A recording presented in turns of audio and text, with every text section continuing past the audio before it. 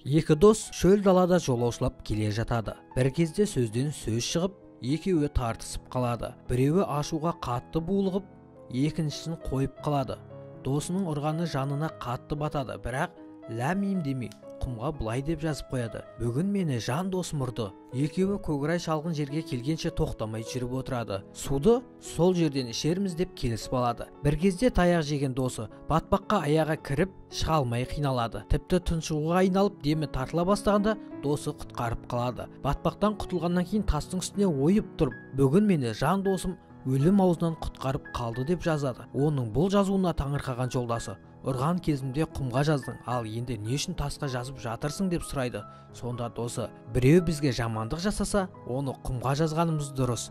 Кешірім самалы оны өшіріп кетсін. Ал біреу жақсылық жасаса, оны тасқа ойып жазайық. Оны ешқандай жел өшіре алмасын, ешқашан ұмытылмасын депті.